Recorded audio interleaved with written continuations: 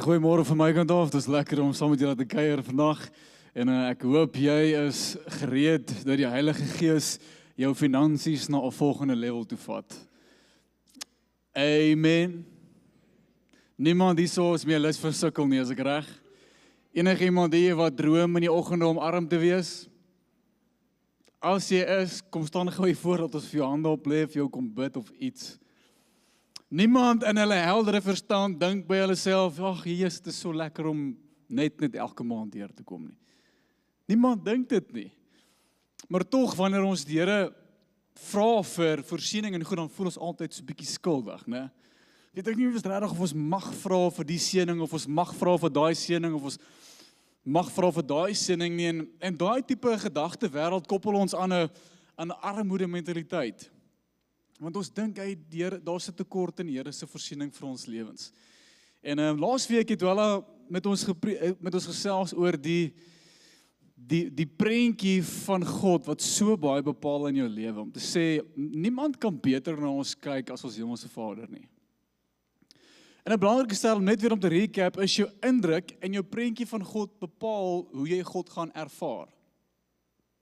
So as ek God sien as 'n distant God, dan gaan ek hom ervaar as 'n distant God. As ek God sien as 'n naby God, gaan ek hom ervaar as 'n naby God. As ek God sien as iemand wat nie regtig my behoeftes wil voorsien nie, dan gaan ek hom so ervaar.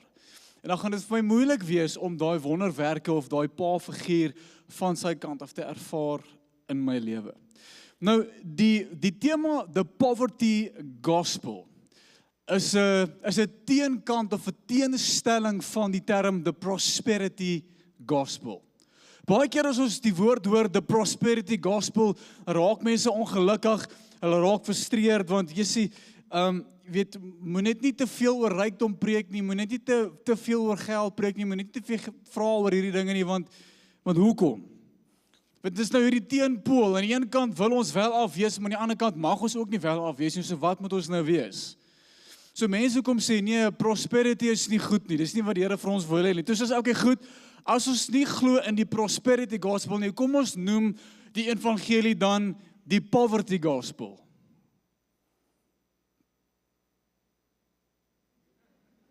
Dit klink awesome. Dit pas nie in nie, dit maak nie sin nie. Hoe kan jy God se koninkryk belyn met the poverty gospel? God is nie arm nie, amen? Die koninkryk is van God, is nie arm nie. Die woord prosperity means to prosper, to move forward, to advance. Amen? En alles wat God doen, dra vrug. Everything God touches, grows and moves forward. So, die gospel, die evangelie is prosperous in al sy dimensies. Is prosperous in al sy dimensies. Hier is die ander ding ook. Jy geweet, die evangelie is nie 'n scam nie. Weet jy wat 'n scam? As jy wil 'n pappie online koop,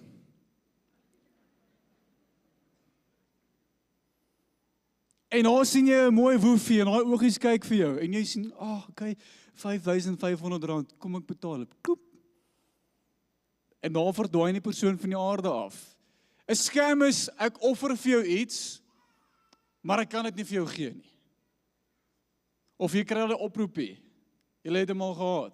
God is nie 'n scam dat hy sê, ek, jou Vader, sê vir jou, ek gaan vir jou voorsien, en dan doen hy dit nie. As dit die geval was, dan was God 'n scam, wat hy nie is nie. Kan julle saam my stem? Amen. Want die ding is, prosperity is not about possessing, it's about blessing. Om wel af te wees, gaan nie oor om op te gaar nie, om wel af te wees, beteken om die vermoë te hê om iets te kan beteken.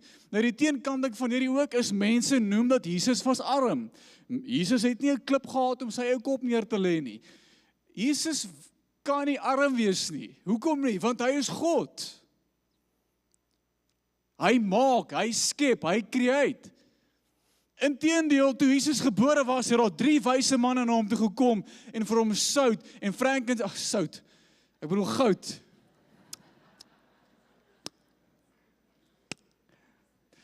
goud en frankincense en mirreolie gegee. Scholars sê tot en met 'n waarde van $2 miljoen. As Jesus arm was, hoe het hy vir 5,000 mans met hulle vrouens en hulle kinders kos voorsien? Hy skep. As hy arm was, hoe het hy vir 12 disippels vir 3 jaar lank vir hulle vrouens en vir hulle kinders voorsien? God was nie arm nie. As jy 'n arme mentaliteit het, verloor jy jou kapasiteit om te gee. En dis wat ons sê, dis die definisie van armoede. Poverty is to lose your ability to give. Amen. Die oomblik wanneer jy jou vermoë verloor om te gee, dan word jy arm, want jou geld is dooie, barren geld. It's not flowing, there's no life to it, there's no purpose to it, and there's no fruit to it. Die doel van geld is om jou te set up, sodat jy kan jou roeping uitleef en 'n verskil maak. Dis die doel van geld. Nou, as ons gaan kyk na die gesprek wat God met Abraham gehad het, reg aan die begin, en die titel van vandag is, God is not just a resource, he is the source. Hy is nie 'n hulpbron nie, hy is die bron. Nou gaan sien ons, God het nooit ooit vir Adam enigsins die bevel gegee om te voorsien nie. Never asked Adam to provide. Selfs ons as mans in die huise het ook nie die rol ontvang om finansiëel te voorsien nie. Ekskuus? Ja, want ek is nie die bron nie. God is die bron. Ek as man in die huis is nie God nie. Mans, amen.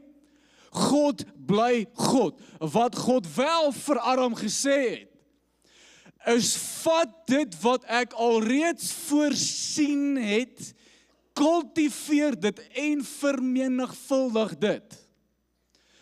Cultivate that which I already provided. God voorsien, en ons vat dit wat God voorsien, en ons werk met dit, en ons maak dit meer. En wat ons hiermee sê is, dat God gee vir my en jou die vermoë om finansies te kan genereer.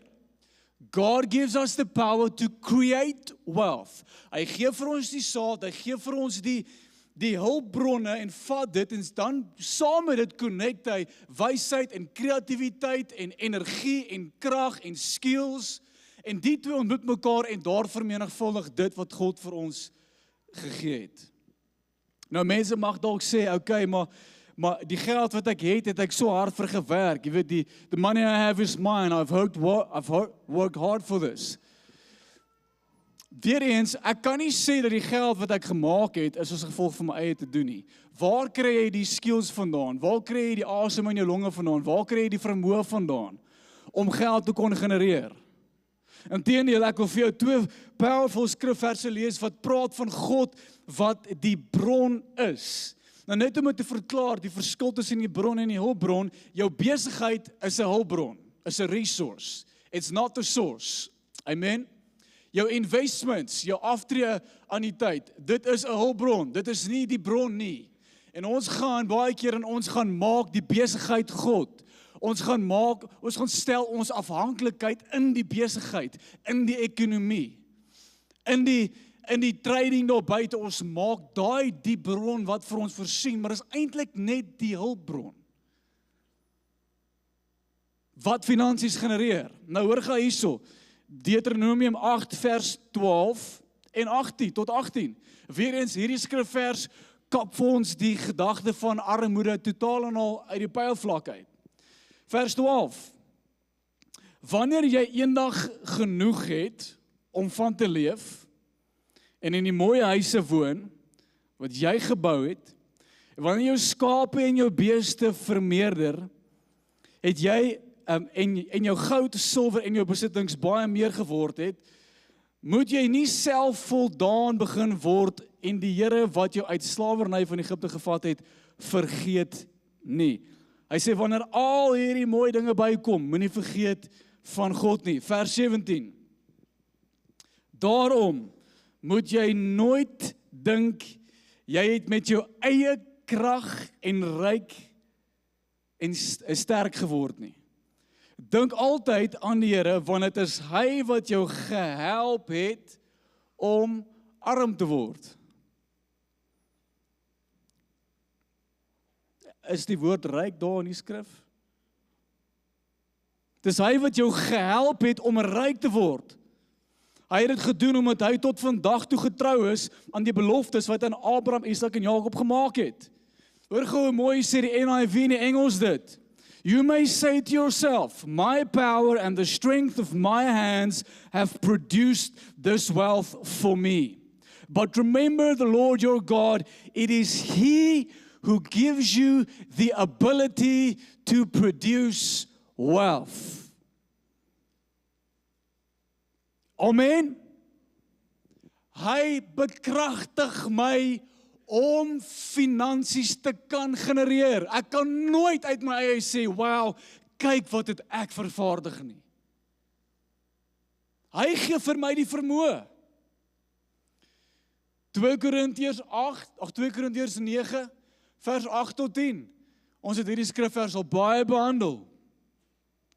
Vers 8 sê, en God is in staat om aan julle elke gawe in oorvloed te gee, sodat julle in elke opsig altyd van alles genoeg kan hê en nog oorvloedig kan wees. Jy sien, hierso is die armoede mentaliteit. As ek moet gee, is daar net genoeg vir jou of vir my. En daarom hou ons terug dit wat ons moet gee. So daarom gee ons nie. As ek vir jou moet gee, het ek niks oor nie. Maar kan ek gou vir julle sê, in die koninkryk van God is daar genoeg vir ons al twee. Daar is genoeg vir jou en ons genoeg vir my. Amen. Ek het laasweek genoem, iemand het ons eendag kom vra, hoekom het ons hierdie nuwe matte in die kerk kom sit, waar ons kon die geld spandeer het om vir die armes kos te gee. Wag gou, kan ek net sê, daar is genoeg geld in die koninkryk van God vir nuwe matte en vir die mense kos te gee. Amen. Soos daar geskryf staan, hy het uitgedeel en gegee en aan die armes sy goedhartigheid bly vir altyd staan. Vers 10. God wat saad voorsien aan die saaier en aan brood om te eet, sal ook aan julle saad gee en dit laat toeneem. En die vrug van julle goedhartigheid lieflik laat groei. Hoor vers 11. In elke opsig sal julle ryk gemaak word.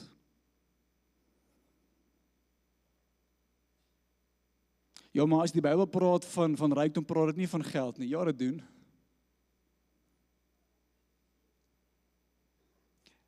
In elke opsig, elke dimensie van die lewe sal jy ryk gemaak word, om ook by elke geleentheid vrygewig te kan wees. Familie, jy kan nie gee as jy nie het nie, daarom moet jy hê om te kan gee, daarom is prosperity 'n goeie ding, amen. Rykdom is 'n goeie ding, want dit gee vir jou die vermoë om vrygewig te kan wees. En die probleem wat ons baie keer maak is ons beperk God op grond van ons hulpbronne. Ons kyk na ons salaris, ons kyk na ons bankbalans, ons kyk na die bietjie wat in die huis is en ons sê, Here, ek kan nie vreeslik baie doen met wat ek nou het nie. Dan disengage ek wanneer die Here my roep vir groot goed. Wanneer die Here rykdom wil laat vloei deur my, disengage ek want my bankbalans is klein en ons min kos in die huis. Net om te noem, weer eens, as dit die mentaliteit is, dan sien jy jou besittings as jou bron. Ek kan nie God se woord en God se roeping op my lewe gaan cap op grond van my bankbalans nie. Ek kan nie my drome laat hardloop volgens my bankbalans nie. Want dan weer eens beteken dit my bankbalans is God. God bepaal my drome. En God kan die bietjie vat in die huis, en hy kan dit increase soos wat hy wil. Hy is nie beperk tot hoe goed jou besigheid doen, of hoe sleg jou besigheid doen nie. God is nie beperk deur wat aangaan in die ekonomie van ons land nie. Die koninkryk van God is nie onderdanig aan die regeringsstelsel van Suid-Afrika nie. So dit is irrelevant van wat gebeur in die fisiese. Kom ek bewys dit vir jou, in 2 stories, in 1 Konings en in 2 Konings, waar ons sien God roep die profeet Elisa, om bo-natuurlik volgens sy koninkryk te kom voorsien. Eerste storie is in 1 Konings 17, waar God vir Elias sê, ek wil hê, omdat die koning daai tyd ongehoorsaam was teenoor God, wil ek jy moet profeteer dat daar droogte gaan kom in die land, totdat ek vir die woord gee om te sê, laat dit weer reën. En Elia kom toe en hy profeteer, daar gaan droogte wees. Nou die probleem is net, hoekom sal jy droogte profeteer in die land wat jy in bly? Wil jy sal jy tog nie wil hê dat dit moet prosperous wees, dat dit moet reën in die land waar jy bly nie? Hy doen dit want hy besef, die grond kan opdroog, maar my voorsiening kom van 'n ander dimensie af. Nou, hier is wat gebeur. 2 Konings 17 vers 2. Toe sê die Here vir Elia, gaan ooswaarts, so dis nou na hy dit geprofeteer het, gaan ooswaarts van hier en kruip weg by die Kritspruit, net ander kant die Jordaanrivier. Jy kan uit die spruit water drink en ek sal die kraaie beveel om vir jou kos te bring.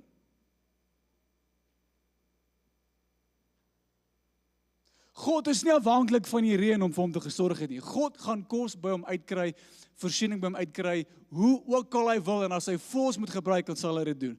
God sal vir jou voorsien, hoe ook al hy wil. Hy is nie beperk tot jou salaris nie, amen. Ons sê die volgende stelling, jou werk bepaal jou salaris, maar God bepaal jou inkomste.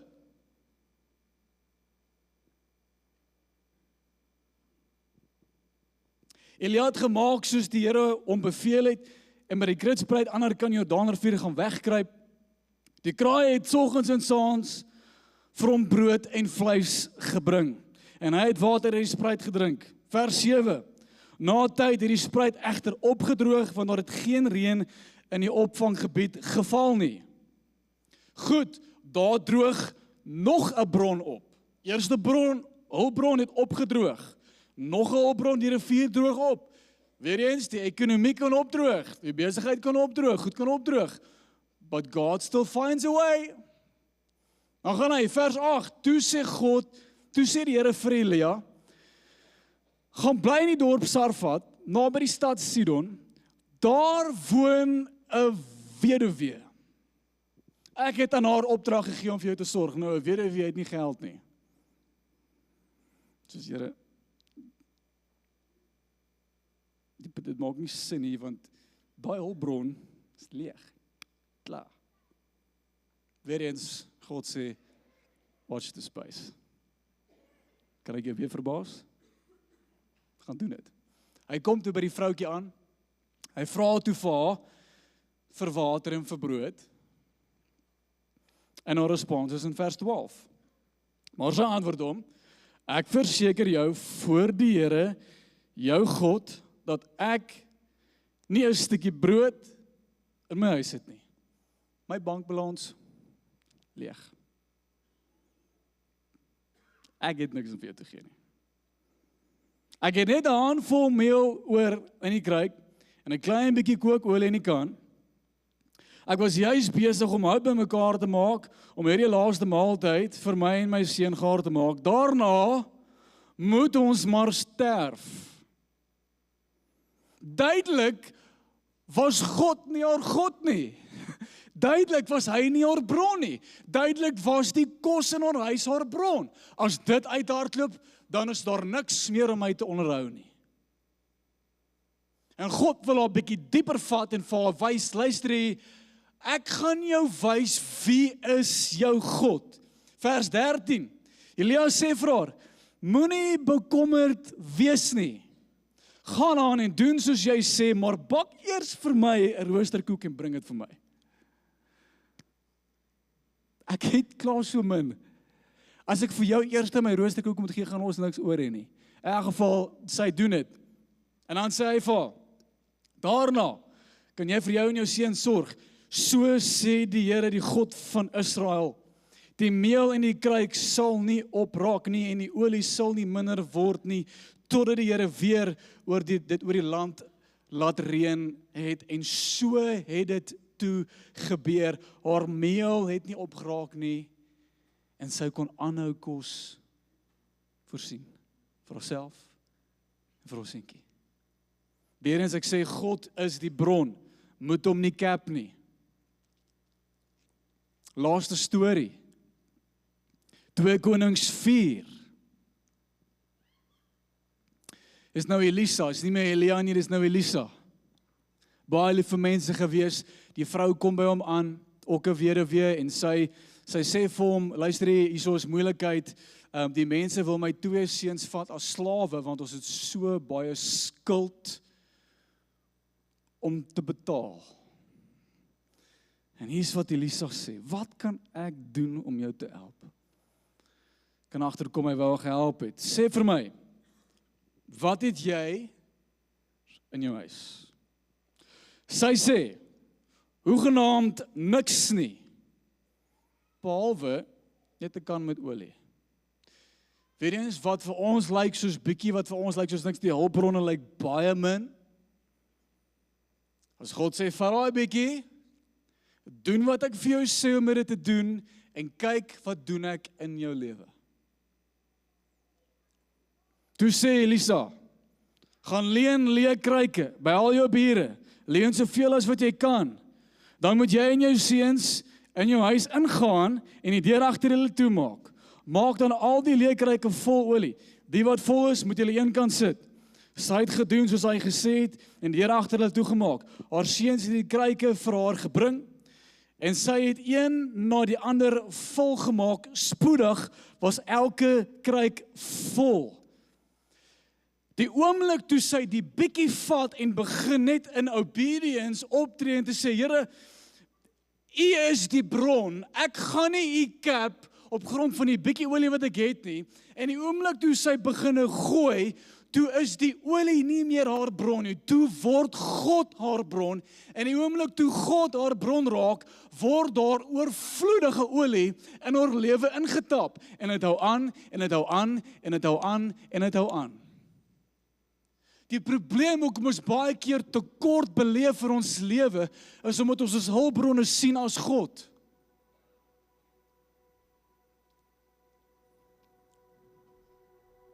Daar is nie meer nie, sê hy vir haar. En toe het die olie opgehou loop, vers 7. Sy het vir die man van God gaan vertel wat gebeur het. Hy sê vir haar, gaan verkoop nou die olie en betaal jou skuld af. Gaan verkoop, party van die scholars beweer nou, hy het nou vir haar 'n besigheid voorsien. Daar was so baie olie vir haar gewees, dat sy nou kon begin trade het.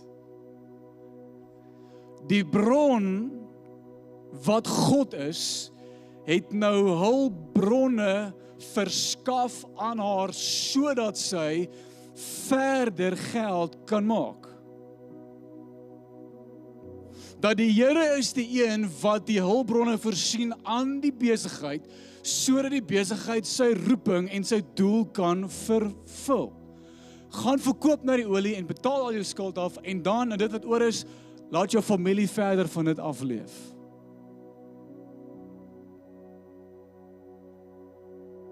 Ek wil dit net hier vasmaak vanoggend.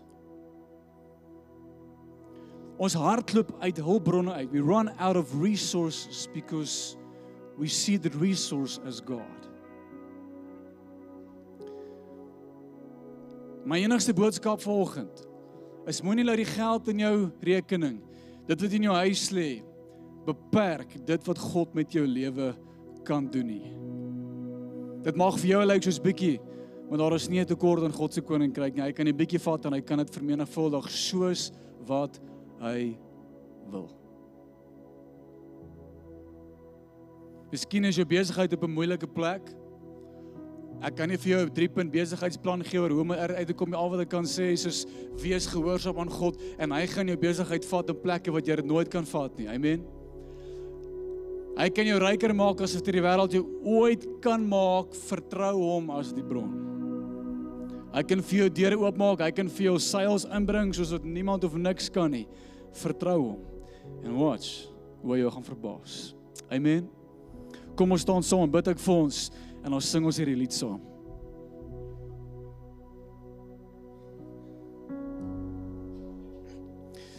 Here, dankie dat ons vanoggend kan verklaar, Here Jesus, dat U ons bron is.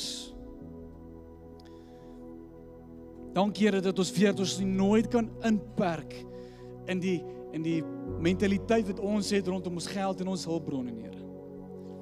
Ek bid vanoggend, Here Jesus, dat U ons elkeen, U kinders sal kom verbaas met U goedheid en U guns vir ons.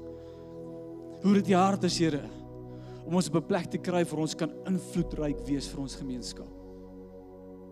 Ek bid, Here, mag ons gehoorsaam wees met dit wat ons heiliglik het in ons beursies en in ons huise en ons besighede. En ek bid, Here, kom vat dit wat ons nou het en kom vermenigvuldig dit eksponensieel in die naam van Jesus. U sorg, U voorsien. Amen en amen. Kom ons gee Jesus 'n lekker hande klap. Kom ons worship saam. Amen.